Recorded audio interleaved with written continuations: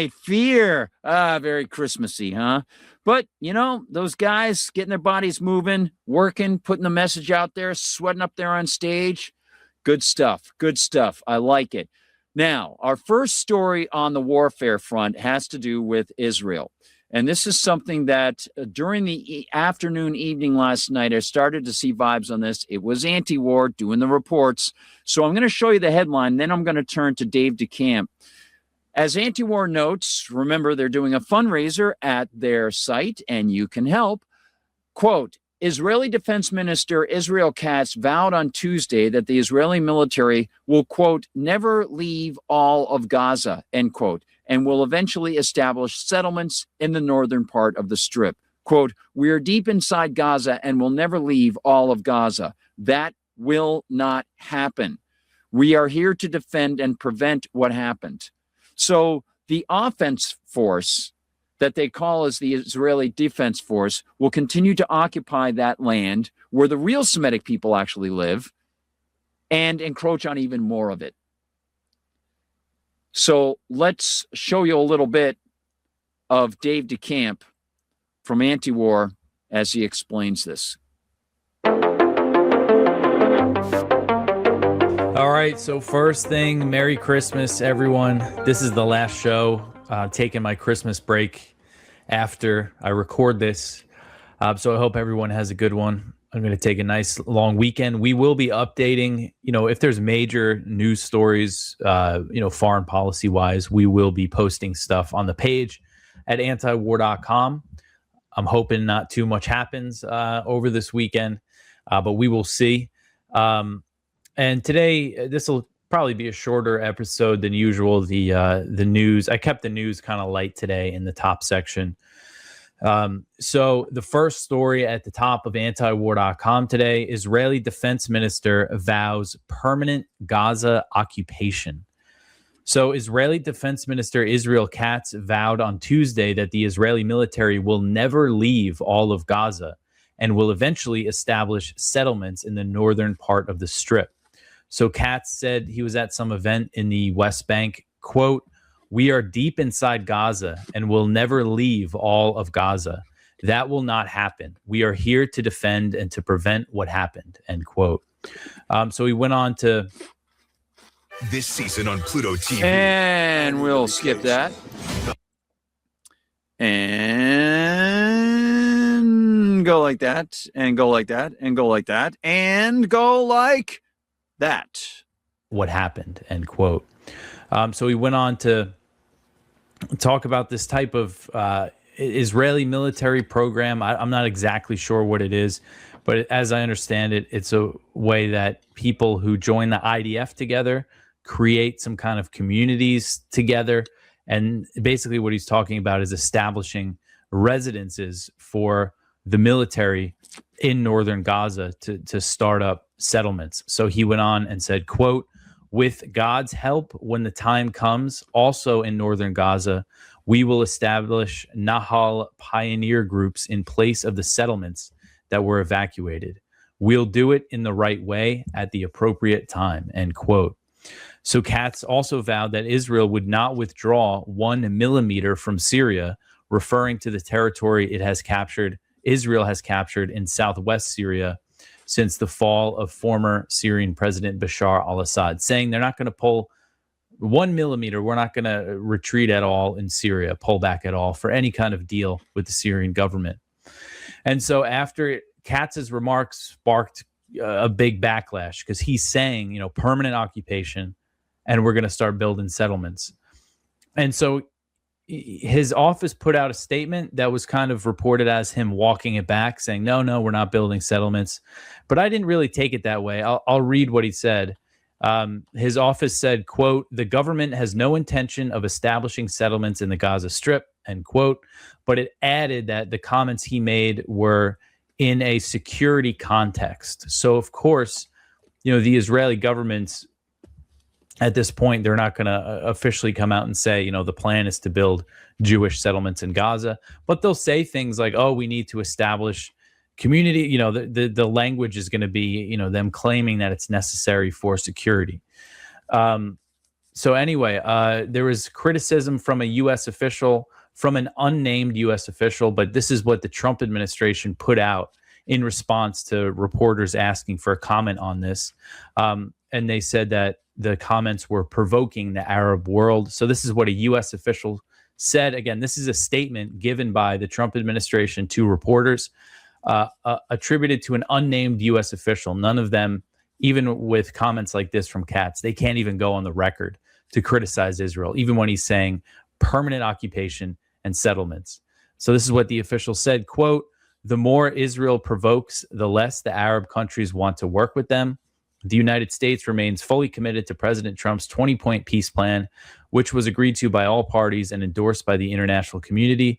The plan envisions a phased approach to security, governance, and reconstruction in Gaza. We expect all parties to adhere to the commitments they made under the 20-point plan," end quote. So the thing is, the big issue with the plan is that they didn't actually sign the the deal that Israel and Hamas signed was a ceasefire, which Israel has obviously violated in many ways. But, they basically agreed to enter negotiations on the 20 points, but, they never signed agreeing to each point. But anyway, just Katz making it very clear that Israel does not want to go through with this plan that Trump has. And notably, he did not walk back his comments about permanent Israeli occupation of Gaza. And we've seen other Israeli officials make similar comments, including the IDF chief of staff, Lieutenant General Eyal Zamir. He said earlier this month that the so-called yellow line, which is the very vague boundary separating the IDF occupied side of Gaza with the rest of the strip, he said that yellow line is a new border. And this is what the fear has been, that, what has become the status quo, this Israeli military occupation of more than 50% of Gaza, is going to be long-term or permanent. Exactly. That's exactly it. Boy, it's sometimes I feel really lucky that, I've discovered or met people, because as you know, I know Angela Keaton from Anti-War or whatever, or my interests have sort of, steered me in a certain direction, or people suggested things to me. Anti-War, just really, really good. Their instincts are so on top of things. Excellent, excellent stuff. And I want to bring this up as well. This is just devastating, and Dave gets into it. It's brutal when you see this. And this is the second time in the same place that these Israeli settlers did this. Israeli settlers spray children with tear gas, beat sheep to death in attack on Palestinian home.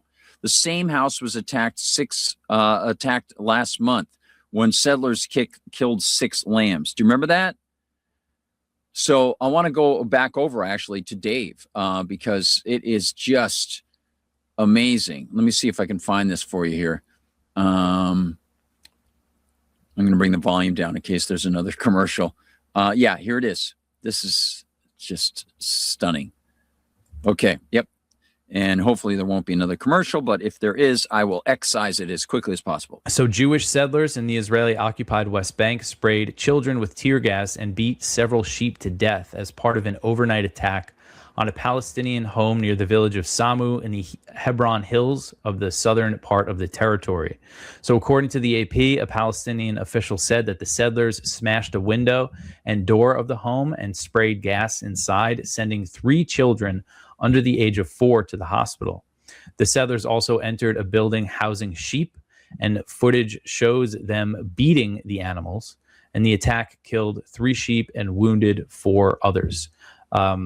And Haaretz reported that Israeli police arrested 5 settlers and that they had ample evidence they were responsible for the attack, though settlers are rarely held for long or prosecuted for attacks on Palestinians in the West Bank. They're usually let go, even if they kill people. And this same home, if this story sounds familiar, this is the same home that was targeted last month. And there was videos of settlers beating, smashing little lambs with concrete blocks. They killed a total of 6 lambs. I mean, just totally vicious. And there was reports that I saw pictures that they gouged their eyes out. I mean, this is really sick stuff, and they're terrorizing these people because they want their land. And in this video, again, they beat, they're beating these sheep to death. I mean, it's just a really sick thing to do. I'm a big fan of sheep. I have 2 sheep that are basically pets. Sometimes I just hang out outside with them, walk around with them.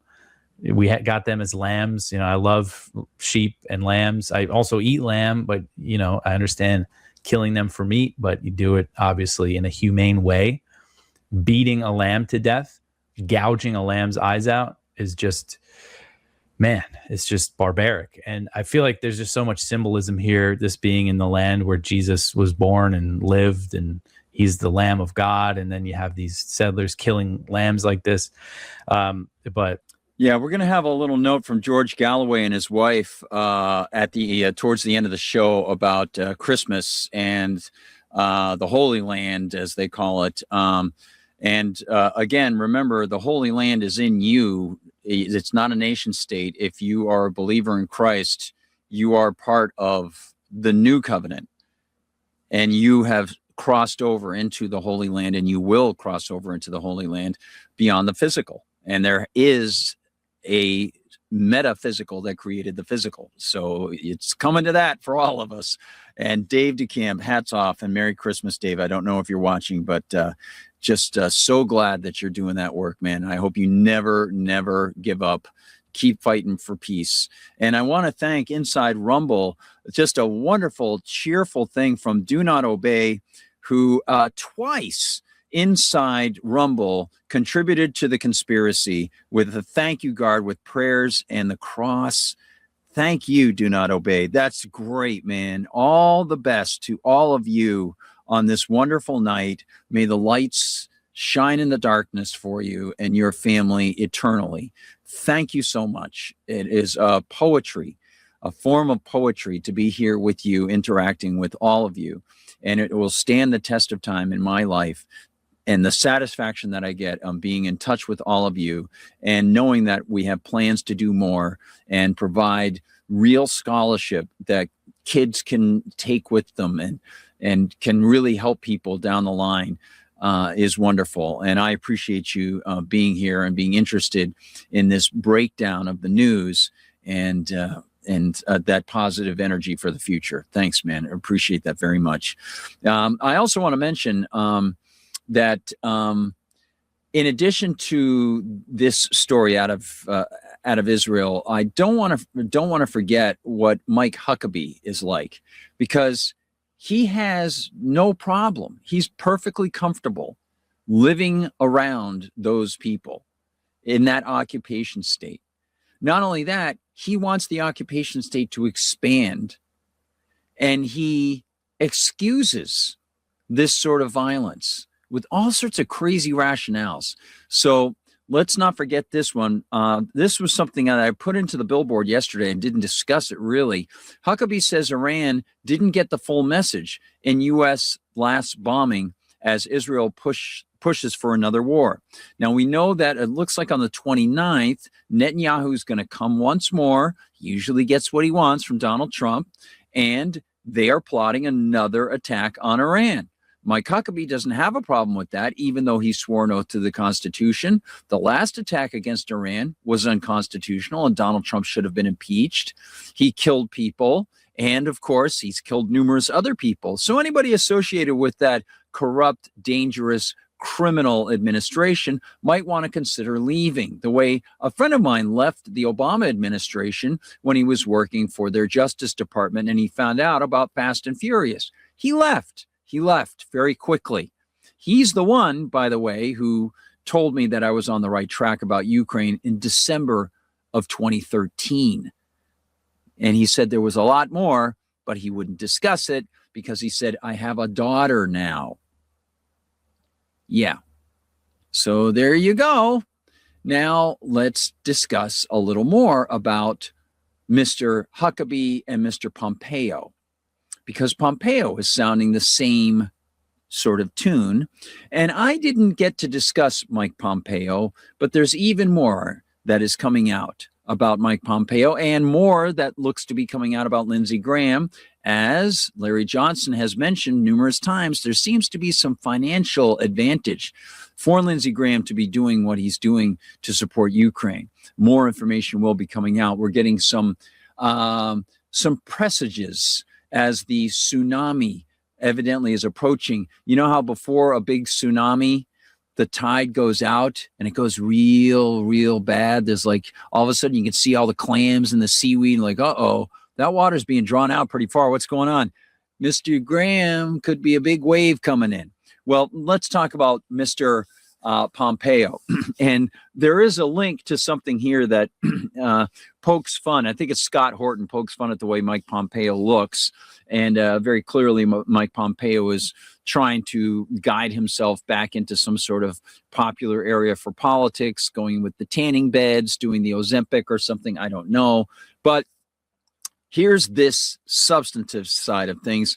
Mike Pompeo danced with Zionist occupiers in Israel, worked with the U.S. to maintain the pro-Nazi government of Ukraine that the U.S. installed in early 2014, pushed censorship of those of us who tried to tell the truth of NATO's evil expansion, and now is on the advisory board of a Ukrainian arms maker called Firepoint, also known as Vogneva Tochka, that just happens to be Ukraine's biggest defense company, specializing in drones, long-range missiles like the Flamingo, and other military hardware. Now, I know that, since it's my voice most of the time, unless we have a guest or I'm showing videos, which is one of the reasons I love to show so many good videos, I want to break up my voice, turn to you, let your voice come through in a way, allow for your speaking so that it's not just me or the Russian team here and I'm just not the face of everything. So when it's my voice, sometimes people maybe you'll zone out. I don't know. There's a pattern, a certain tone. You get used to it. I don't want people to become acclimated to my voice so much that they lose the substance of what I just said. Okay? I want to repeat this to make a long story short. Again, he just joined Firepoint, Ukraine's biggest defense company, specializing in drones, long-range missiles like the Flamingo, and other military hardware. But here, see him pushing for more war with Putin, more arms and cash to Ukraine. What a shock. I know. Here it is. I said, Mr. Pompeo, you might take a moment. Let's watch the video first. He has agreed to many things he didn't want to agree to, apparently. We're now down to talking about the Donbass, a particular region. Putin wants the Ukrainians to give up land that they have fought for years. And Zelensky is saying, no, you can't have any land that you haven't already taken. That's already a pretty reasonable proposition. To date, there's no evidence that Putin has any intention of bringing peace to the region. So the question is exactly the right one. What will it take? You have to impose real costs on him. He needs to know that there's durational defense. I think what the Europeans did to fund them for a couple of years gives them that. Second, security guarantees need to be there so President Zelensky can honor the commitments he's made to his own people. And then finally, you got to put real pressure on Vladimir Putin. And that means strikes against important, deep, commercial military targets that fund his war machine and enable him to continue the fight. If you don't allow the Ukrainians to go after those targets and give them the tools to do that, Putin will stay at this for an awfully long time. And in your intro, you talked about this. He won't stop in the Donbass. His intentions are far deeper than that. They exceed his grasp today, but his intentions haven't changed, Trey. He literally has a vested interest in killing people in Russia and going after commercial interests. That's bloodthirstiness. That's Mike Pompeo. The man who, in front of people, said, we specialize in lying inside the defense military intelligence complex. Remember that? Well, I responded to Mr. Pompeo by saying some of what I said before. Mr. Pompeo, you might want to take a moment to stop blustering in order to acknowledge that the U.S. NATO promised not to expand into the former Iron Curtain nations, then did. That the U.S. backed a coup in Ukraine, late 2013, working with people like Tyanibok of the Nazi Svoboda Party, that the new government soon engaged in attacks on the Donbass. All this is factual. You know it. It's the thumbnail. Every one of these is a point on the map. You might also want to stop dancing with members of the Israeli occupation military who have the blood of thousands on their hands. You might also want to remind people that you now are on the advisory board of what appears to be Ukraine's biggest arms maker. That would be Firepoint, also known as Vogneva Tochka, Ukraine's leading defense company specializing in drones, long-range missiles like the Flamingo, and other military hardware. The company is under scrutiny for corruption allegations, including investigations by Ukraine's State Bureau of Investigation that Zelensky tried to shut down. Have a nice day. Good luck cleaning the blood off your hands. Merry Christmas. May your soul be saved somehow. And if that sounds judgmental, it is, because he's a murderer. The man is involved in mass slaughter. He's also a thief. Most of his career has come off the backs of taxpayers who've had guns pointed in their faces and jail cells waiting for them if they haven't paid. I don't call that ethical. I don't call that constitutional. And even if it were in the Constitution, really for real, it would not have any authority over you. And Mr. Pompeo is just incredible. His recent statement is just stomach churning. Let me show you. I think it was Patrick Henningsen. Let me show you Patrick Henningsen. This is classic. Yeah, it was Patrick. He says, what happens when you OD on Ozempic and fall asleep on the tanning bed, an emaciated orange warmongering Zionist neocon? Now he's talking Iran. Iran is doing everything it can to reconstitute its nuclear program. Oh, would that be its nuclear energy program, which it has been operating and allowed for inspections for years as part of the IAEA, as opposed to Israel, which doesn't allow IAEA inspections, got its nuclear weapons and its nuclear materials through subterfuge? That would be our greatest ally. Ours. Thanks for defining that there, Mike. You were dancing with murderers. None of us should be surprised that Islamist theocrats in Tehran haven't changed their stripes. This is who they are. It's embedded in their DNA. In the same way Hamas is not going to go peacefully give up its weapons, the regime in Iran isn't going to give up its desire to build out a nuclear weapons program. Yeah, if they're rebuilding, we should do the necessary, go take it out. Boy, what a trio, right? Capable of doing that. We can't let them rebuild their air defenses. That would make it more difficult to achieve that mission. So time will be critical in making sure the air defense systems in Iran aren't capable. So just how about this? How about this? Let's say he were talking about something completely innocuous. We can't let those kids go without teddy bears. We got to get on top of this. We got to provide teddy bears to all those kids. So we're going to force you to pay for it. That makes it pretty easy to answer. No. How about no? How about I've got friggin' rights? How about I didn't sign any constitution? There's no such thing as the social contract. How about leave me the heck alone? Merry Christmas. Do I have a soul that I can operate? Do I have free will operating in peace? Or am I going to have to be under the tutelage, guidance, and control of hypocrites like this guy? Mr. Shh, don't tell anybody I'm on the board of a giant Ukraine weapons manufacturer, so I want that war to continue. More people to die. Grind them out there. It's good stuff. Good stuff. In the meantime, you've got European press claiming that the Russians are eating each other on the front lines. I don't think so. I don't think so. Now, let's also talk about Lindsey Graham calling for the same thing. This was in yesterday's news notes, and I duplicated it again today. This follows from Pompeo on the heels of Lindsey Graham calling for the same thing for Iran, as he claims that Iran cannot enrich any nuclear fuel, which runs counter to Iran's long-standing international agreements there, Lindsey. Lindsey Graham, U.S. should strike Iran if nuclear enrichment resumes. Boom. Yeah, go after them. Unbelievable. Remember on October 7th, literally that afternoon, finish them. Go after Iran. Wasn't that Hamas? The United States was paying Hamas. Get Iran. Oh, right. I get it. I understand. Right. Okay. Right. Oh, and by the way, Netanyahu scheduled to meet with Trump, and we do want to talk about Huckabee continuing the insanity. And yes, don't forget, Huckabee says Iran didn't get the full message in last bombing. And I've got Huckabee somewhere in my library. I don't know if I've got the actual footage of Huckabee ready to play. It's pretty much ugly and nasty.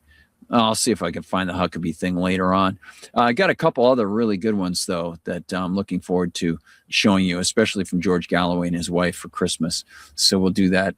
And in fact, let's take the opportunity to talk about war right now. You'll see this at the end. We're going to take a break and shift things over, sort of calm down. It's going to get a little emotional. I want to talk about the anniversary today, 111 years ago.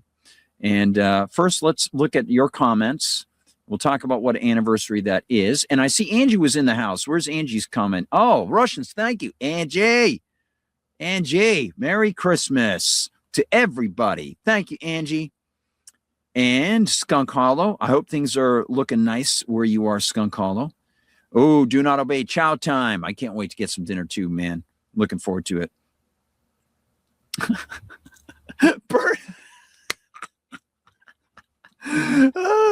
Birdhouse Blues says, hey, Mike, the 1980s called and want their foreign policy back. Absolutely. Oh, man. And Birdhouse says, hi, Angie on X. Do not obey. Oh, he said steak and French toast. Oh, yeah. Yeah. So they were commenting about people eating each other. Yeah. And, it is amazing. It's interesting because, within politics, you get everybody backstabbing and, the et tu brute thing. But really, I want to show you one thing before we switch out, actually. I do have one thing to mention about Ukraine and the EU. Remember how I was saying that I've been hearing various people discussing how, the EU can't afford this. They're not going to be able to do this, taking the money from Russia, even though Euroclear is not going to do it. The European central banks will do it, and they want to start an EU army that'll be like NATO.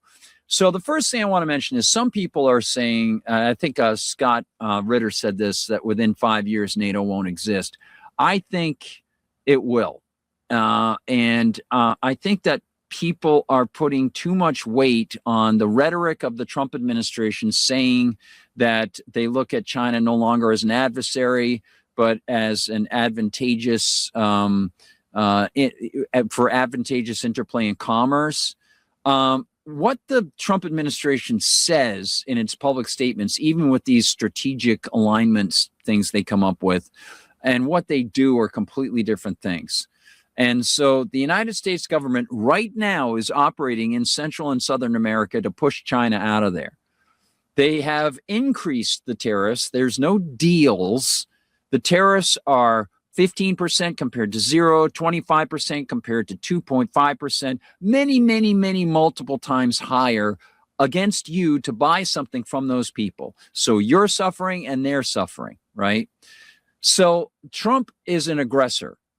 And whatever he says about China, the long-term plans of the American strategists in the deep state, in the Defense Department, and in the Secretary of State's office, and inside the White House, and many congressional offices, inside the intelligence groups in the Senate, they are all out to drive out as many Chinese interests from different areas of whether it be Brazil or Honduras or Venezuela or Argentina or Chile, any of those nations, Mexico, any of the places where the Chinese went in to skirt Trump's earlier tariffs from his first administration, they're going to push them out. They'll use whatever subterfuge they can, and it's going to be relying on your taxes. But in addition to that, this idea that the Europeans that Trump is pushing away the Europeans, that Trump is pushing away NATO, is belied again by the fact that the United States provides the vast, vast majority of NATO's defense budget. Until you see that change, you know that Trump is lying through his teeth when it comes to some sort of sentimental change about disconnecting from Europe and making friends with the Chinese or the Russians. It's all about the U.S. dollar. That's what it's about, the U.S. Federal Reserve note. And I've been talking to my students about this since 2016 when I started teaching. I was like, the reason we're seeing all this stuff has to do with the petrodollar, trying to isolate Russian energy to prop up Saudi energy interests and the Israelis and stop the Russians, because the Russians have disconnected from U.S. long-term bonds and they started buying gold in 2009. Once that started, that was the trigger. And it was all about defending the dollar, because they didn't want these nations that were gathering gold to start operating in some way where they could disconnect from the dollar. And that's what BRICS has done. Not only BRICS, but the Saudis have now done it. So the United States is in even a worse hypercycle to try to maintain something about the U.S. dollar. And one of the ways that it can do it is by injuring the productivity of other countries like those in Europe, which they have been able to do by making it more expensive for the Europeans to get their energy, and having friends in Mark Rutte and others who block that energy. And Trump is hurting us as well. But he's also opening things up in Alaska and the Gulf and some coal areas to start getting some of this stuff generated, whether it's be natural gas or oil or whatever. And he's going to try to take Greenland. He wants Greenland. I think some people are saying, a few years from now, it'll probably be American. I think they're going to come to some arrangement for mineral rights.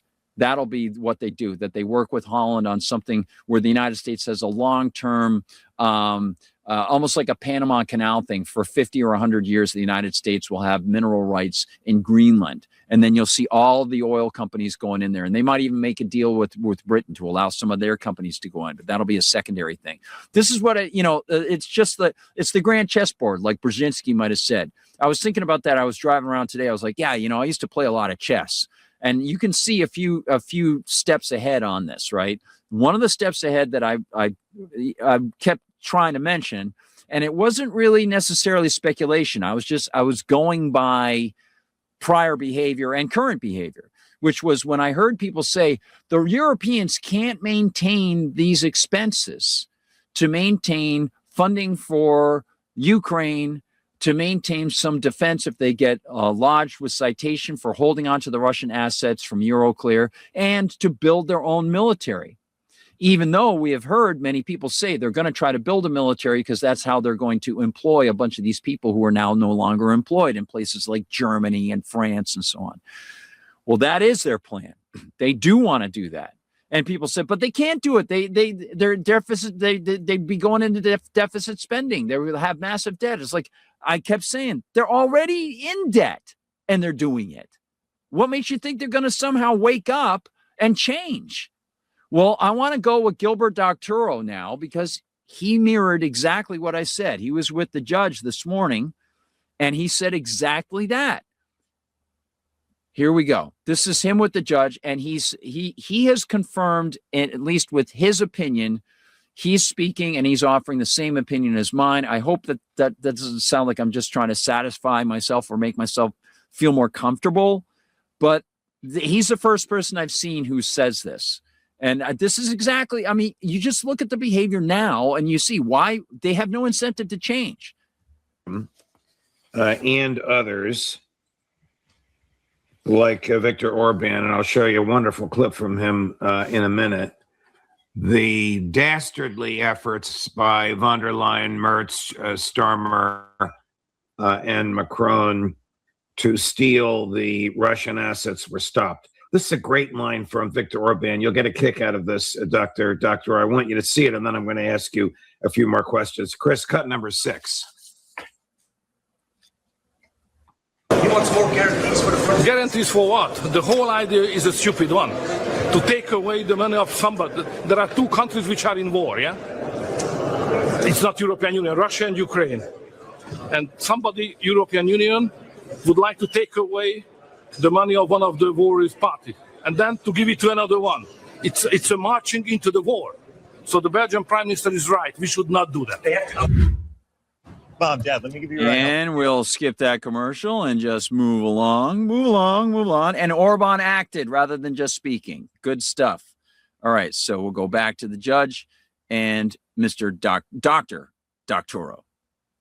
He's terrific. Now, the Belgian prime minister, along with his allies, one of whom was Viktor Orban, prevented this from happening. Thanks be to God. In return, however, the EU has promised 100 billion euros to Zelensky. Question, Dr. Doctorow, from what source are they going to get 100 billion euros? They will seek loans from commercial banks against the creditworthiness of the EU's budget, and they will get those loans. There you go. Exactly. I kept telling people they're already doing it. So why would they not? Why would they suddenly stop? Right? It's in their personal best interest as those politicians, Mark Rutte in NATO, von der Leyen in the EU, all the other people who were pushing for this, for the funding of the weapons to go to Mike Pompeo, to go to American companies through NATO, and to go to their own population to be employed to build weapons and an EU army. Of course they'll do it.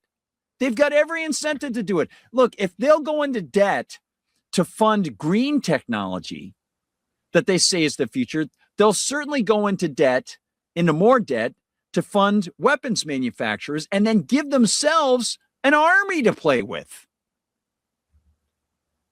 Thomas Hobbes would be delighted. Mr. De Wever, in his speech to Parliament on Friday morning, the 19th, You're speaking of the Prime Minister of Belgium. Yes. Before he went to that European Council meeting, in which he had a showdown with von der Leyen and Merz, he spoke to the Parliament, the whole Belgian Parliament. That was put on YouTube. Of course, it's difficult for a wide audience to appreciate it because he mostly spoke in Dutch and Flemish, and I don't see yet any English translation of that. But he used that opportunity to demonstrate that the whole Belgian Parliament backed him. Now, when we say that he was brave, he was also extremely hardworking. I can assure you, it took enormous efforts to align both the right and the left, as well as the center, to support Mr. De Wever in challenging the EU Commission. This was an extreme act of political delicacy that was handled very, very well. In Europe, I don't know how it is in the Congress, whether anybody in the Senate goes across to the other side to shake hands occasionally, even to wish a Happy New Year.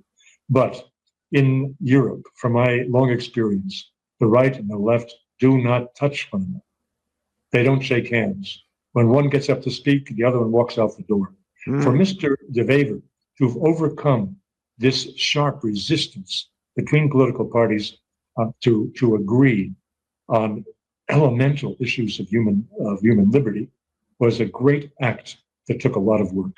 So it wasn't just his courage, but hard work preparing the way for this. And besides Orban, the real weight on his favor was Meloni. She is, after all, Italy is the third largest economy in Europe, and she backed him all the way. Oh, good. She backed him. Macron backed her. So that was it. Oh, did Macron change his mind at the end? Yes. Macron did not back Merz. He walked out on Merz. And that was dramatic. So it's possible that within the EU, we might see some of these people like Meloni and Macron dropping off, as well as we saw the leadership from Belgium saying, we want no part of this. And that's why Euroclear was not going to be part of it. That's why the EU separately picked this up. And it's only going to be, as we mentioned the other night, it's only going to be the nation states that voluntarily, wink, wink, have their politicians voluntarily make their taxpayers get involved. So Orban's out. Looks like Meloni's out. Looks like Macron's out, although you can't be sure about Macron, right? And we'll see. So they're feeling political pressure. People like Mertz, he doesn't seem to be feeling the pressure, or if he does feel pressure, perhaps he and others think that they can answer that by promising good jobs at good wages in arms plants, because they will continue through deficit spend and help create the EU military. So some people are saying, well, I don't think the EU is going to be around. Like I think it was Scott Ritter might have said, I don't think NATO is going to be around or the EU is going to be around. And I don't want to mischaracterize what he said or misquote him. But I do think that after some reworking, they're still going to be here. It's going to take a while, at least 5 years, for them to really have problems. And I don't see Donald Trump as really being a facilitator of that. He's not the catalyst that people seem to think that he is. He's not that catalyst. So I wanted to mention again, it looks like many members, not all, of the EU are going to deficit spend to continue giving the Ukrainians their weapons. And Dave DeCamp, unfortunately, is going to have a lot more to report next year. Thanks, Dave. Now, since it is Christmas Eve and we are together, let's watch a little snowy Christmas spirit visuals, hear some Christmas music, and then celebrate the evening on Christmas Eve as we close off the program with a specially wrapped package for you for the end of the night. And this is something that I've been looking forward to. We worked for a little while on this, some couple hours to make sure that it would be looking good. And we're going to go with We Three Kings, the Star of Wonder from last night. And be back in a moment.